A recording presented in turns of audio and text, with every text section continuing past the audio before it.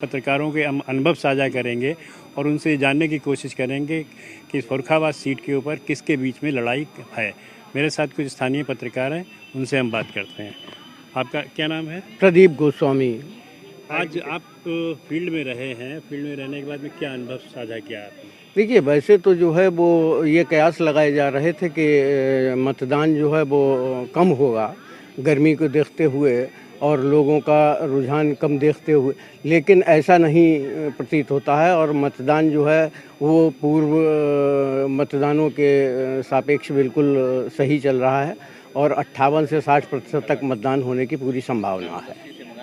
क्या क्या अनुभव किया आपने? किन राजनीतिक दलों के बीच में आपको लड़ाई लगाई? देखिए, यहाँ पर जो है नेक टू नेक फाइट होगी भाजपा और सपा के बीच में।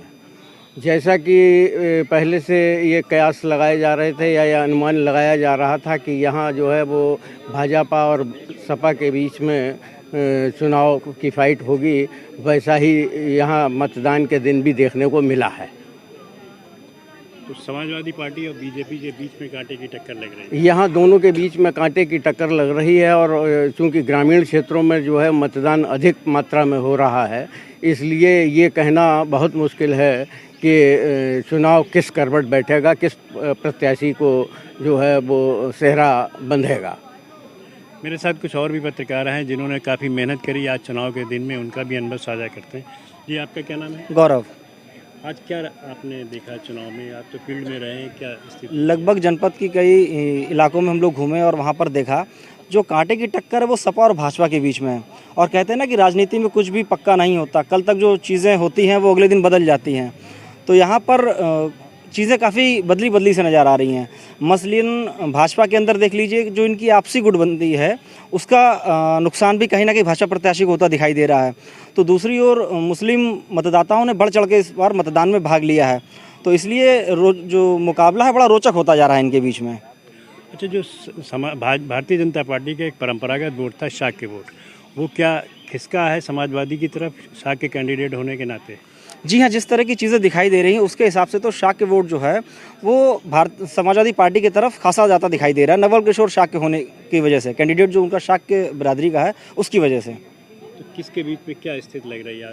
स्थिति कुल मिला के भाजपा और सपा के बीच में ही दिख रही है और सारी चीज़ें अगर ठीक रही तो सपा और भाजपा ही दोनों चीज़ें हैं, बाकी बसपा तो बीच में कहीं है ही नहीं फाइट में। ऐसा क्या कारण है कि बसपा लड़ाई से बाहर है? बसपा के बाहर होने का सबसे बड़ा कारण ये रहा कि जो बसपा प्रत्याशी वो पहली बार चुनाव लड़ रहे हैं, राजनीतिक कोई बहुत बड़ा उनके पास अनुभव नहीं रहा। दूसरा, वो फील्ड में बहुत कम निकले, लोगों के बीच पहुंच ही नहीं पाए। जब आप पहुंचेंगे नहीं तो आपको आपका मैसेज कन्वे नहीं हो पाएगा, तो इस स्थिति में आपको वोट ले पाना बड़ा मुश्किल हो जाता है, क्योंकि हर वोटर चाहता है कि प्रत्याशी एक बार हमारे दरवाजे ज़रूर आए। हमारे साथ और भी हैं, कोई वरिष्ठ पत्रकार हैं। क्या नाम आपका है? मेरा नाम सूर्या वाजपेयी है। आज अपने पूरे अनुभव साझा करिए। आपने तो पूरी लोकसभा क्षेत्र का दौरा किया है, क्या स्थिति लग रही है? किसके बीच में लड़ाई? देखिए, फर्रुखाबाद जनपद में तकरीबन जो आप जैसा कि पता है कि 5 विधानसभा हैं, जिन विधानसभा को जोड़कर ये लोकसभा 40 फर्रुखाबाद बनती है।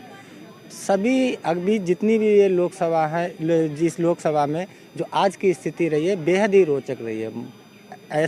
ये चुनाव बहुत दिनों के बाद में 2014-2019 के बाद में ऐसा चुनाव इस बार हो रहा है कि इसमें आकलन लगा पाना बहुत ही मुश्किल काम है, पहली बात। दूसरी बात है कि जिस तरीके से आज चुनाव हुआ है, मैंने जैसा कि मेरा पिछला एक फार्मूला है कि MYS मुस्लिम, यादव और शाक्य, इस वोटर ये जो वोटर है इसकी वजह से मतदान जो है वो भाजपा और समाजवादी पार्टी के बीच में आके फंस गया है। सबसे इम्पॉर्टेंट बात है, जैसा कि जिस तरीके से 2014-2019 में बीजेपी ने क्लीन स्वीप अच्छी मार्जिन से एक बढ़त बना के शुरुआत से ही चल रही थी, वो स्थिति इस बार में नहीं दिखाई दे रही। और सबसे इम्पॉर्टेंट बात है कि जो ग्रामीण इलाका, जो ग्रामीण अंचल है, उसमें जो है जिस तरीके से वोटिंग हो रही है लगातार, जो है वहाँ का वोटिंग परसेंटेज जो है वो बढ़ता हुआ जा रहा है और शहरी वोटर जो है वो वहाँ पर थोड़ा सा स्लो है। अच्छा, ये जब क्योंकि भाजपा का जो कैडर वोट जिसको माना जाता है वो शहरी वोट जो है ज़्यादातर लोग जो है वो भाजपा को वोट करते हैं, लेकिन जैसे ये स्थिति अगर शहरों में है और ग्रामीण क्षेत्रों में जिस तरीके से वोटर एकदम बढ़ चढ़ के भाग ले रहा है, तो इसकी वजह से समीकरण बेहद ही उलझे हुए हैं और समाजवादी पार्टी और भारतीय जनता पार्टी के बीच में कांटे की टक्कर है अब इसमें जिस तरीके से बीजेपी ने पिछली बार एक बड़ी बढ़त के साथ में जीत दर्ज की थी, तकरीबन 1,47,050 के आसपास जीत दर्ज की थी, वो इस बार नहीं होने जा रहा है, क्योंकि अब की बार जो है तकरीबन मान के चलिए 50 और 30 के बीच में ही फाइट रह जाएगी। क्या कोई इस चुनाव में आज लहर दिखाई दी थी किसी?